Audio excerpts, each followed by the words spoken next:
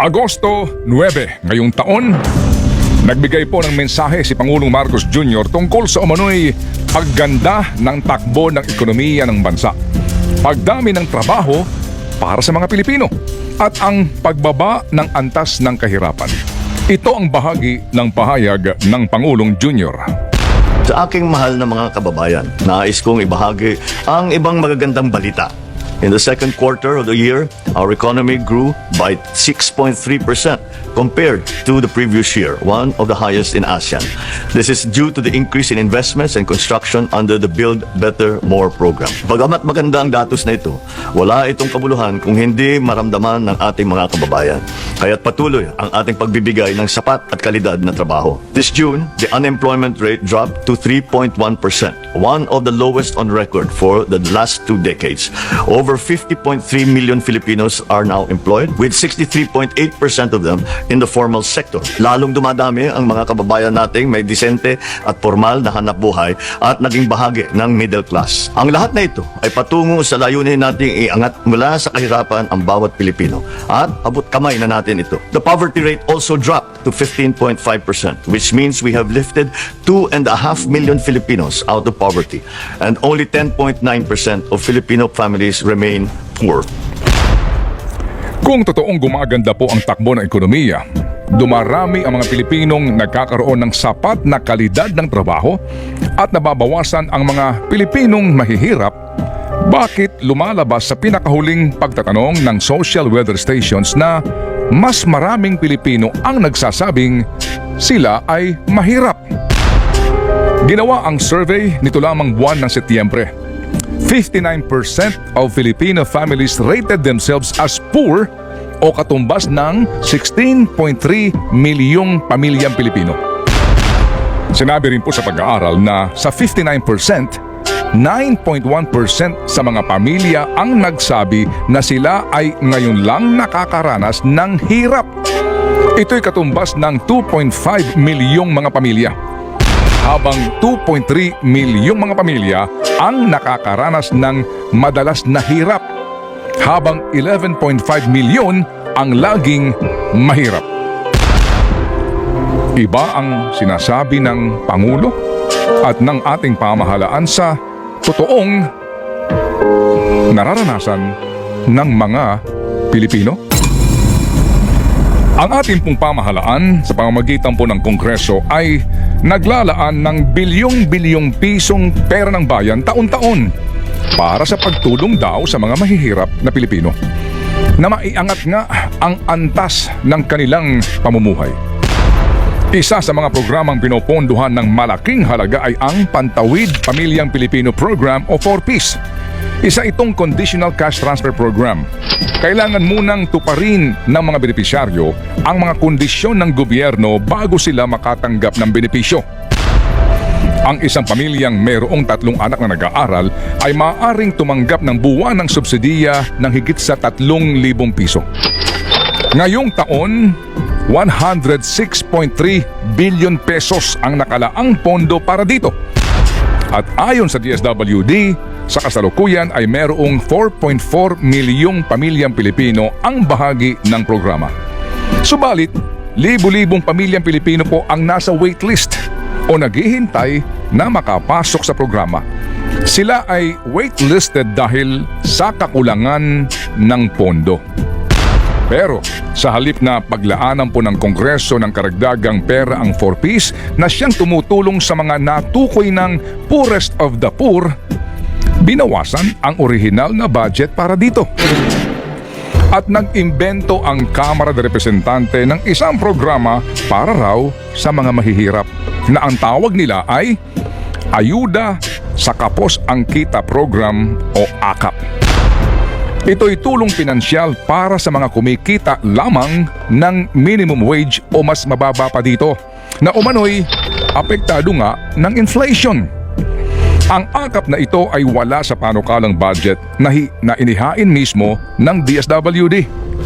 Katunayan, lumabas nga po sa isang hearing ng Senado na inamin mismo ng isang opisyal ng DSWD na ang AKAP ay wala naman talaga sa mga programa ng departamento. Ito'y lumabas lamang matapos nang maaprubahan ang 2024 General Appropriations Act o pambansang budget. 26.7 bilyong piso ang pondong ibinibigay ngayong taon sa programang ito. Magugunita na lumabas sa hearing po ng Senado noong pong buwan ng Pebrero ang aligasyon na ang AKAP ay ginamit umano para sa pangangalap ng pirma para sa nooy binabalak na People's Initiative. Maliban sa AKAP, mayroon din pong AIX o Assistance to Individuals in Crisis Situation. Ito ay kasama mismo sa panukalang budget ng DSWD.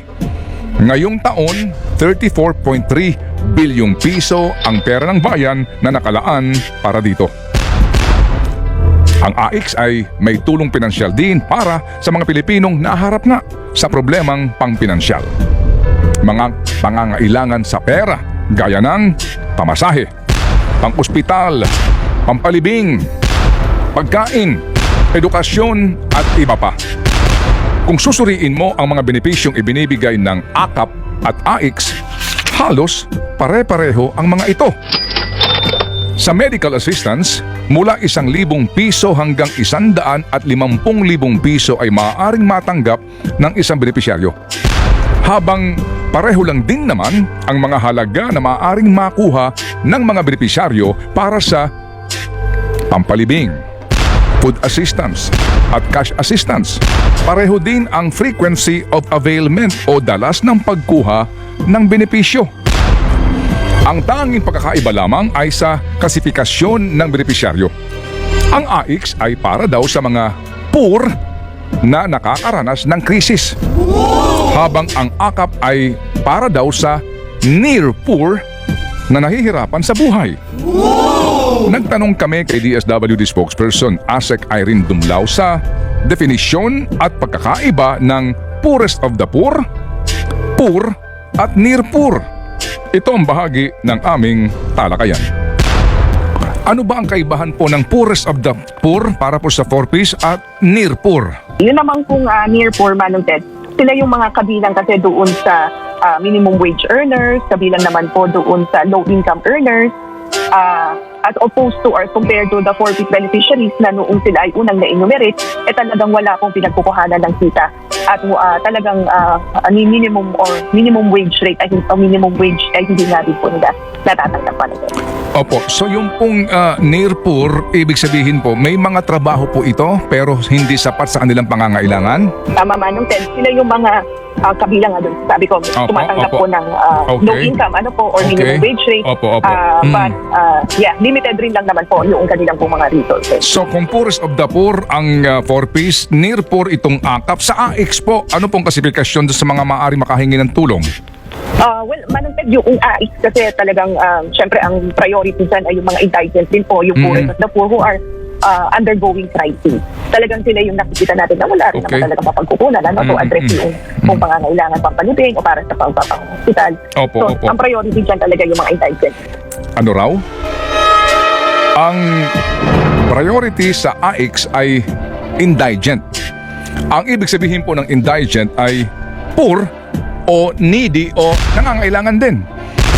Sa paggamit nga po ng mga salitang ito, poorest of the poor, near poor, natanong namin si Senador Aquilino Pimentel III at kung ano ang kanyang pananaw at suhestyon niya sa social programs ng ating pong pamahalaan. Ito ang sabi niya. Bakit naisip daw yung AKAP? Ang sabi nila, gusto daw nilang tulungan yung near poor. Near poor, yung malapit na kahirapan. At dahil sa inflation, ay nahihirapan na. Pero ang tanong ko yung poor, hindi lang yung near poor, yung real poor, yung tunay na mahirap. Dahil sa inflation, hindi ba siya lalo rin nahirapan? Kaya nga medyo sabi ko sa DSWD, paano mo ito i-implement? Napakahirap. So ang database mo, magde-database ka ng poor, tapos magde-database ka ng near poor. Paano mo i-define si near poor? Sino si near poor? Diba? Taong hindi mo masasabing mahirap, pero potensyal, pwede maging mahirap dahil sa inflation. So, napakahirap ng konsepto ng programa. Huwag na tayo mag-invento ng mga 20 plus billion pesos programa para sa mga hindi mahihirap pero malapit na sa kahirapan. Huwag na tayo mag-impento ng ganun. Kung can afford din pala tayo, ilagay na natin yung sa tunay na mahihirap at malay mo. Yan lang naman Manong Ted ang goal nito eh. Malay mo maalis na sila sa kahirapan, makagraduate sila ba? So tatanungin ngayon natin yan sa 40s. Tinanong ko na rin yan kung meron bang nagagraduate eh. Ang sagot sa akin, meron pong nagagraduate pero marami daw ang nasa waiting list at papalit dun sa mga nagagraduate. So ang tanong ko, kung nakaakap ka sa near poor, paano yung naka-waiting list sa real poor na 4Ps? Dito mo na lang pinigay sa mga naka-waiting list. Diba? So tama na, sana si DSWD, i-simplify na nila ang mga programa sa mga mahihirap, i-simplify nila ang trabaho nila, kaya hirap na hirap sila sa trabaho nila. Sa manpower pa lang, ilang manpower ang kailangan mo ngayon dyan? Hiwalayin mo pa si AKAP manpower mo kaysa sa AX and 4Ps manpower mo kasi ibang segment ang siniservisyo nun. Ibuhos na natin kung ano man lahat ng resources na pwede natin, ibuhos natin sa tunay na mga mahihirap. Tapos ang programa ay sana maahon sila sa kahirapan. So anong ending dapat doon? Dapat the meantime na sinusustentuhan ka ng gobyerno, number one, merong natututo ng skills dapat yan. Kung hindi si beneficiary, anak ni beneficiary o kapamilya ni beneficiary, para ito naman ay maka-empleyo para makatulong sa pamilya niya. So yun tapos at hirap na hirap ka ngayong panahon, tutulungan ka ng gobyerno, makatawid ka sa next month, tapos kung healthy ka na, kumilos ka naman. Maghanap ka na ngayon ng trabaho at or bigyan mo ng abilidad o skill ang sarili mo. Pinupuna ang AKAP hindi lamang dahil sa ito'y kinopya lamang sa AX at isiningit lamang ng mga kongresista sa pambansang budget, kundi dahil sa ito'y malinaw na nagagamit ng ilang mga politiko para sa kanilang pansariling interes. Paano nga ba ang pagpili sa mga taong makakatanggap ng pera mula sa AKAP? Sino nakapagsasabi na ang isang tao ay near poor? Ano ang mga requirements na dapat ibigay sa DSWD para makatanggap ng tulong pinansyal? Sino ang may say sa sino ang dapat na nasa listahan ng mga tatanggap ng AKAP? Gaano kahigpit o gaano kaluwag ang pagbusisi sa bawat individual na nasa listahan? Umuulan po ngayon ng mga litrato at video sa social media ng cash aid payout activities na pinangungunahan ng ilang mga politiko sa iba't ibang lugar sa buong Pilipinas. At sila'y hindi nahihiya nakabalandra ang kanilang mga pangalan at pagmumuka sa naglalakihang mga tarpaulin na parabagang pera nila ang ipinangmumudmod. At nangyayari ang lahat ng iyan sa gitna raw ng pagkakaroon ng DSWD ng mga panuntunan at umano'y insulation para walang mangyaring political interference sa payout activities na ito. Ito ang reaksyon ng DSWD sa malawakang paggamit ng mga politiko sa mga programa ng kagawaran. Well, of course, we're very firm in our position, Madam Ted, na kinakailangan talagang i-insulate natin yung programa ng DSWD and maabisuhan o ma-inform yung ating mga clients and beneficiaries na yung kung tinatanggap nila ay galing nga po sa DSWD. That has always been the position of the department. At lagi ka natin sinasabi na we are promoting active citizenship. That's part of empowering our beneficiaries. We provide them the information. The information is vital kasi for them. No? So pag malaman nila na ito pong mga tinatanggap nila ay galing sa DSWD, then their decisions some election period will not be influenced, of course. Pero ngayon Ma'am Irene, ang problema Ma'am Irene kasi yung mga tarpaulin ng mga politiko sa buong lugar punong-puno ito ng mga mukha at mga pangalan nila doon. Ang DSWD ho ba walang panuntunan na ipagbawal ito? May panuntunan po tayo dyan, Manong Ted. In fact, we've reminded our field offices na dapat yung pong mga payout activities natin, yung mga tarpaulins na itinapaprint nila, dapat ang nakasaad lang po dyan ay yung nga pong pangalan ng activity, date at yung venue. And of course, it should just carry the logo of the DSWD and the Bagong Pilipinas logo. So again, we'll just make sure to reiterate this policy doon po sa ating mga field offices. And we'll closely coordinate again with our partners, with our stakeholders, and remind them na dapat nga lang po yun lang pong mga nasa panuntunan natin ang dapat pong masunod. Kayo na po ang magsabi kung yung pong binabanggit ni Ma'am Asek nangyayari o ang nangyayari po ay yung pong atin nang iniulat.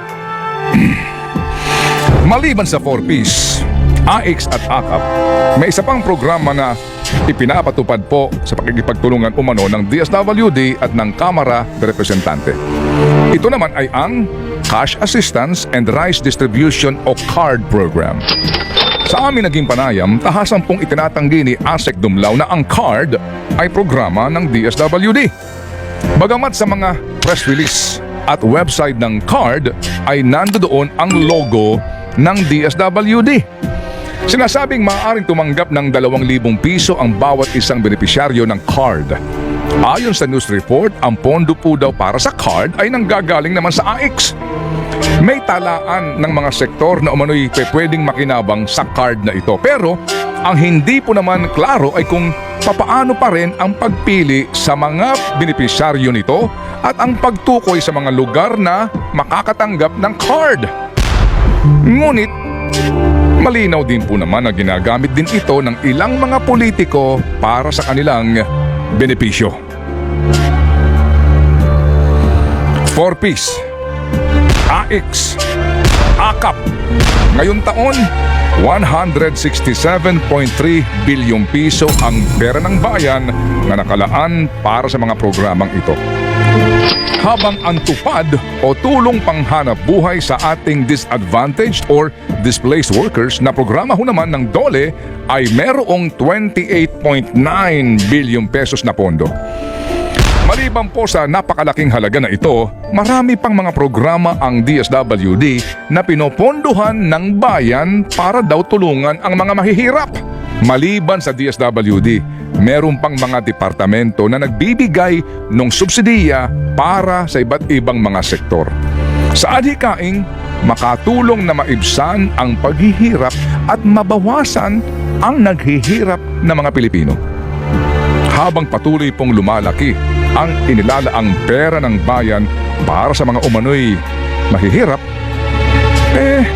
bakit nga ba patuloy po namang dumarami ang mga Pilipinong nagsasabing sila'y naghihirap? Kahirapan. Ito po naman lagi ang gusto pong solusyonan ng mga opisyal ng gobyerno. Sugpuin ang kahirapan.